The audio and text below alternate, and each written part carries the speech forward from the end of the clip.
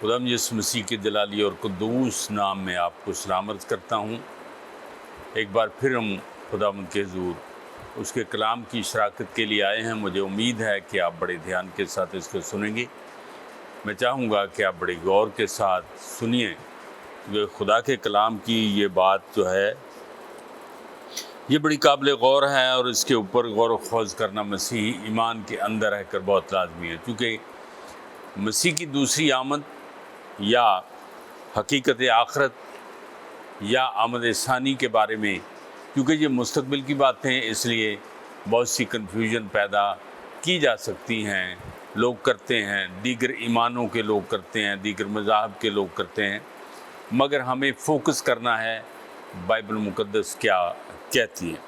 ہم نے گزشتہ 2 لیکچرز میں یہ سیکھا ہے، اسی آؤٹ لائن میں آپ کے لیے دہرا دیتا ہوں۔ جب کوئی مر جاتا ہے تو شخص کے ساتھ کیا ہوتا ہے؟ دوسری بات اس میں ہے ہمارے ساتھ کون سا وعدہ کیا گیا، میرا مطلب ہے مسیح خداوند نے کیا وعدہ کیا ہے۔ تیسری بات ہے یسوع کب جلال کے ساتھ واپس آئے گا، یہ حقیقت بھی آپ کو بائبل مقدس میں سے ملے گی۔ چوتھی بات ہے وہ نشانات، وہ واقعات کیا ہیں جو روز محشر یعنی یسوع کی آمد ثانی کی طرف اشارہ کرتے ہیں۔ اور اگلی بات یہ ہے کہ وہ نشانات اور واقعات کیا ہیں جو روز محشر یعنی یسوع کی آمد ثانی کی طرف جن کا اشارہ ہے، یہ میں نے پہلے آپ کو بتا دیا ہے۔ اور پھر ہے یسوع کب جلال کے ساتھ واپس آئے، اس کے آنے کا وقت بھی بیان کیا گیا ہے۔ پانچویں بات ہے کیا یسوع کی آمد ثانی کے وقت کا درست تعین کیا جا سکتا ہے، یہ بھی بات قابل غور ہے کہ یسوع مسیح کی آمد ثانی کا وقت کیا ہوگا۔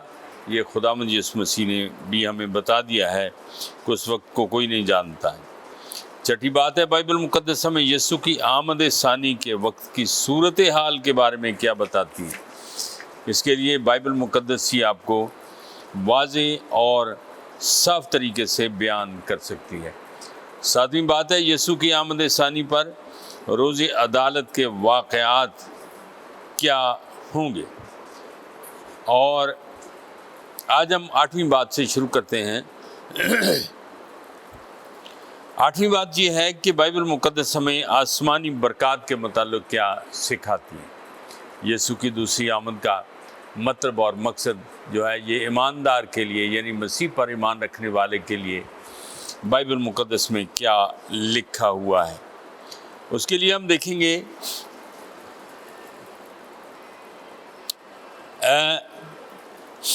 پھر میں نے تخت پر سے کسی کو بلند آواز سے یہ کہتے سنا کہ دیکھ خدا کا خیمہ آدمیوں کے درمیان ہے، اور وہ ان کے ساتھ سکونت کرے گا، اور وہ اس کے ساتھ ہوں گے اور وہ ان کی آنکھوں کے سب آنسو پونچھ دے گا۔ یہاں پر ہم دیکھیں یہ خدا کا خیمہ آدمیوں کے درمیان ہوگا۔ وہاں آسمان پر کوئی مادی چیز کا کوئی تصور نہیں ہے، کیا ہوگا، کھانے پینے کا کوئی تذکرہ نہیں ہے، رفاقت شراکت جو جس زمین کے اوپر ہوتی ہے اس کا کوئی تذکرہ نہیں ہے، بلکہ خدا کا خیمہ آدمیوں کے درمیان ہوگا۔ زمین کے اوپر بھی اس کی ایک تصویر میں آپ کو بتا دیتا ہوں۔ جب بنی اسرائیل قوم کوہ سینا پر تھی تو خدا نے ان کے لیے اپنی حضوری کا ایک مقام بنایا تھا، یعنی خیمہ اجتماع بنوایا تھا، اور جب وہ آگے چلتے تھے خیمہ اجتماع کو اکھاڑ کر آگے اگلی منزل کے اوپر لے جاتے تھے، تو وہاں پر کیا ہوتا تھا کہ جہاں خدا کا خیمہ لگتا تھا اس کے چاروں طرف بنی اسرائیل قوم اپنے خیمے لگاتی تھی تاکہ خدا کا خیمہ ان کے درمیان ہو۔ یہ ایک تصویر تھی، تصور تھا جو آسمانی خیمے کا تصور ہے، یعنی خدا کا خیمہ آدمیوں کے درمیان ہوگا، وہ اس کے لوگ اس کے چوگرد اس کا منہ دیکھیں گے۔ ہم اپنے نجات دہندہ خداوند یسوع مسیح کو دیکھیں گے اور اس کے ساتھ عبدالآباد بادشاہی کریں گے۔ ہم راست باز اور پاک ہوں گے، اور اب جو گناہ آلودہ فطرت ہمیں متاثر کرتی ہے اس سے ہمیشہ کے لیے آزاد ہوں گے۔ فردوس میں ہم خدا کی حضوری میں مکمل اطمینان، خوشی اور اپنے راست باز ہونے پر آسودگی پائیں گے، کیونکہ ہم پاک حالت میں ہوں گے۔ جو خدا چاہتا ہے کہ وہ مبارک ہیں جو پاک دل ہیں، وہ خدا کو روبرو دیکھیں گے۔ ہم گناہ کے تمام حالات و واقعات سے آزاد ہوں گے جو اب ہمیں نقصان پہنچاتا اور ہمیشہ پریشان کرتا ہے، اس لیے ہمیشہ کی زندگی اور خوشی پائیں گے، یسوع کی مانند جلال پائیں گے، عزت اور شادمانی اس کے ساتھ ہوگی۔ فتح یاب کلیسیا اپنے ساتھی ایمانداروں کے ساتھ یگانگت پائیں گے۔ یہ ہے 8واں نقطہ کہ آسمان کے اوپر ان آسمانی برکات میں جو سب سے بڑی برکت ہوگی وہ خدا کی اپنی حضوری ہوگی۔ میں نے پہلے کہا وہاں کسی مادی چیز کا تصور نہیں ہوگا، لوگ فرشتوں کی مانند ہوں گے، لوگ خدا کی حضوری میں رہیں گے، پاکیزگی میں رہیں گے، اور خدا خود آپ ان کے ساتھ سکونت کرے گا۔ 9واں نقطہ یہ ہے جلال کے ساتھ یسوع کی آمد تک ہمیں کیا کرنا چاہیے۔ یہ بڑی خاص بات ہے، یہی خاص بات ہے جو ہمیں آسمان پر لے جا سکتی ہے۔ اسی خاص بات کو سامنے رکھتے ہوئے ہم بائبل مقدس میں سے دیکھیں گے کہ خدا ہم سے کیا چاہتا ہے۔ نہ صرف وہ ہم سے کچھ چاہتا ہے بلکہ وہ ہمیں مزید کون کون سی برکات دینا چاہتا ہے۔ ایک ٹرم ہم پڑھتے ہیں جسٹیفیکیشن، تصدیق، یہ چاہتا ہے خدا، یعنی اس کے لیے لکھا ہے خداوند یسوع پر ایمان لا تو تو اور تیرا گھرانہ نجات پائے گا۔ نجات یعنی ابلیس کی غلامی سے آزادی یسوع پر ایمان لانے سے ہے، کسی نیکی سے نہیں ہے۔ اگر کوئی کہے کہ میں نیک کام کر کر کے نجات پالوں گا اور آسمان پر چلا جاؤں گا تو یہ وہ خواب دیکھتا ہے، یعنی اس کو ہم دیوانے کا خواب کہہ سکتے ہیں۔ یسوع کی جلالی آمد ثانی تک ہم اس پر اپنی نجات کے لیے ایمان رکھیں اور اس میں قائم رہیں۔ جیسے کلام مقدس میں مکاشفہ 2:10 آیت میں یہ لکھا ہوا ہے کہ جان دینے تک وفادار رہ تو میں تجھے زندگی کا تاج دوں گا۔ اس کے دو مطلب ہیں۔ ایک مطلب تو یہ ہے کہ مرتے دم تک اس کے ساتھ وابستہ رہے، وفادار رہے۔ دوسرا مطلب یہ ہے کہ رتبہ شہادت تک اس کے ساتھ وفادار رہے، جان دینے تک وفادار رہے۔ یسوع کی جلالی آمد ثانی تک ہمیں اس کے ساتھ وفادار رہنا اور اس پر ایمان میں قائم رہنا چاہیے تاکہ ہم وہ برکات پا سکیں جو اس نے ہمارے لیے مقرر کر رکھی ہیں۔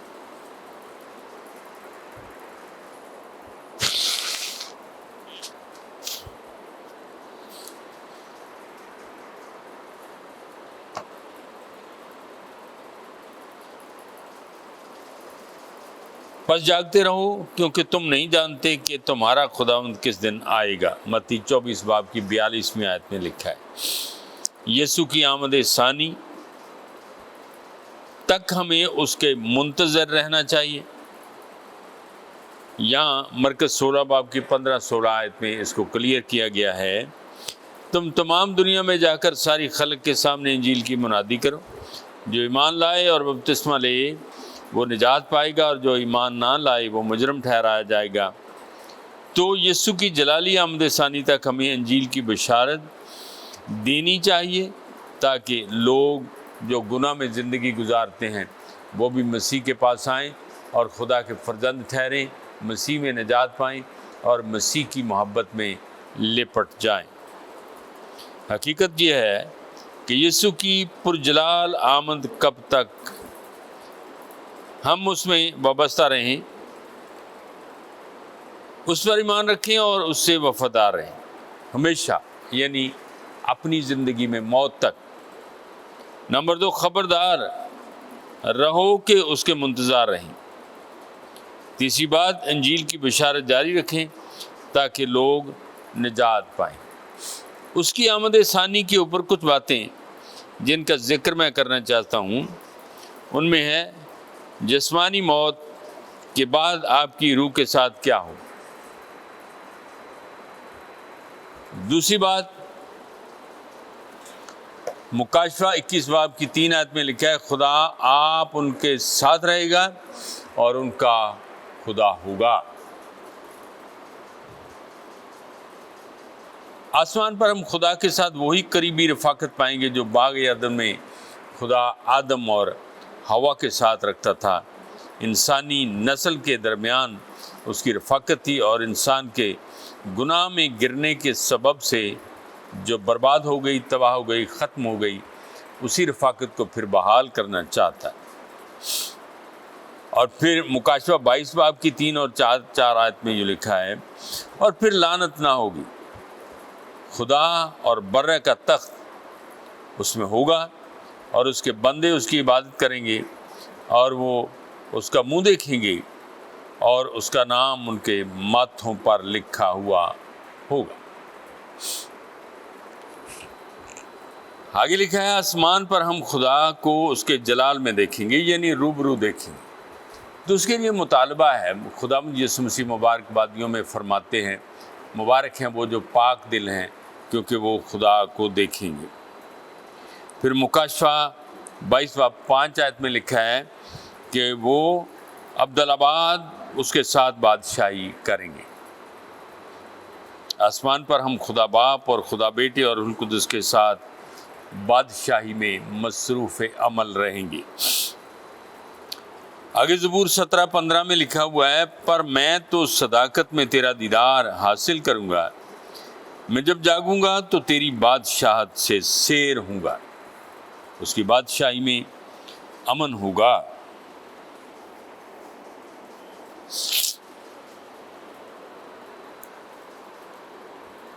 آسمان پر ہم مکمل اطمینان، خوشی اور اپنے راست باز ہونے پر آسودگی پائیں گے۔ تیرے حضور میں کامل شادمانی ہے اور تیرے دانے ہاتھ میں دائمی خوشی ہے۔ کب تک؟ جب یسوع کی آمد ثانی ہوگی۔ آسمان پر خداوند کی حضوری میں ہونا ہماری شادمانی اور خوشی سے معموری ہے۔ اور پھر لعنت نہ ہوگی۔ یہ بڑی خوبصورت باتیں لکھی ہوئی ہیں آسمان کی بابت، یسوع کی آمد پر، یسوع کی آمد کے فیصلوں کے بعد کیا ہوگا۔ اور پھر لعنت نہ ہوگی اور وہ ان کی آنکھوں کے سب آنسو پونچھ دے گا۔ اس کے بعد نہ موت ہوگی، مطلب یہ ہے کہ وہاں کوئی دفنانے کفنانے والا نہیں ہوگا، قبرستان کی جگہ نہیں ہوگی، اور نہ ماتم رہے گا، نہ مرے گا، نہ کوئی ماتم کرنے والا ہوگا، نہ آہ و نالہ، نہ درد، کسی طرح کی کوئی ضرر پہنچانے والا یا ضرر نہ ہوگی۔ پہلی چیزیں جاتی رہیں جو دنیا میں وہ سب ختم ہو گئی۔ دنیا میں کیا ہے؟ دنیا دکھوں کا گھر ہے اور اس میں یہ ساری مصیبتیں، آزمائشیں، تکالیف، اعزار ثانیہ یہ سب ہیں، مگر آسمان پر نہیں ہوگا۔ یہ مکاشفہ 21 باب کی 4 آیت اور 22 باب کی 3 آیت میں لکھا ہوا ہے۔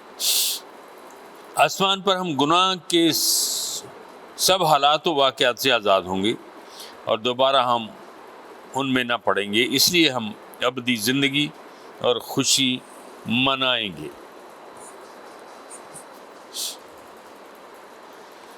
مگر ہمارا وطن آسمان پر ہے اور ہم ایک منجی یعنی خدا یسوع مسیح کے وہاں سے آنے کے انتظار میں ہیں، چونکہ یہ ساری دنیا مانتی ہے کہ یسوع مسیح آنے والا ہے۔ وہ اپنی اس قوت کی تاثیر کے موافق جس سے سب چیزیں اپنے تابع کر سکتا ہے، ہماری پست حالی کے بدن کی شکل بدل کر اپنے جلال کے بدن کی صورت بنا دے گا۔ فلپیوں 3 باب کی 20 اور 21 آیت میں یہ لکھا ہوا ہے۔ یسوع کی مانند ہم ستاروں کی مانند دمک چمک حاصل کریں گے۔ ان باتوں کے بعد جو میں نے نگاہ کی تو کیا دیکھا، یہ مکاشفہ 7 باب کی 9 آیت میں پڑھنے لگا ہوں۔ ان باتوں کے بعد جو میں نے نگاہ کی تو کیا دیکھتا ہوں کہ ہر ایک قوم اور قبیلہ اور امت اور اہل زبان کی ایک ایسی بڑی بھیڑ جسے کوئی شمار نہیں کر سکتا، سفید جامے پہنے اور کھجور کی ڈالیاں اپنے ہاتھوں میں لیے ہوئے تخت اور برہ کے آگے کھڑی ہے۔ یہ اس نے رویا میں دیکھا۔ فردوس میں ہم تمام عمر کے ایمانداروں کے ساتھ فتح یاب کلیسیا میں شامل ہوں گے۔ حقیقت یہ ہے، فردوس میں ہم حسب ذیل باتوں کے اوپر غور و خوض کریں گے کہ وہاں ہم کیسے ہوں گے۔ یسوع کی آمد ثانی اور بدن اور روح کے ملاپ تک آپ کی روح کہاں رہے گی؟ یہ سوال ہے، اس کو بائبل مقدس تفصیل کے ساتھ بیان کرتی ہے۔ جسمانی موت کے بعد ایمانداروں کی روح کے ساتھ کیا ہوگا؟ یہ سوال ہے، اس کے اوپر بائبل مقدس ہمیں تفصیل کے ساتھ بیان کرتی ہے۔ یہ جانتے ہوئے کہ مرنے والوں کی روحوں کے ساتھ کیا ہوگا، تو کیا وہ بھی بھوت اور بدروحیں ہو سکتی ہیں؟ جو ہم سنتے ہیں کہ وہ ایک جگہ سے دوسری جگہ بھٹکتی پھرتی رہیں گی،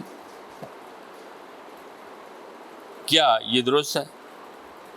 ہمیں ان پیشگوئیوں کے بارے میں کیا سمجھنا چاہیے جن کے بارے میں لوگ کہتے ہیں کہ یسوع فلاں وقت آئے گا، تب دنیا کا خاتمہ ہوگا؟ کیا یہ درست ہے؟ ہرگز نہیں۔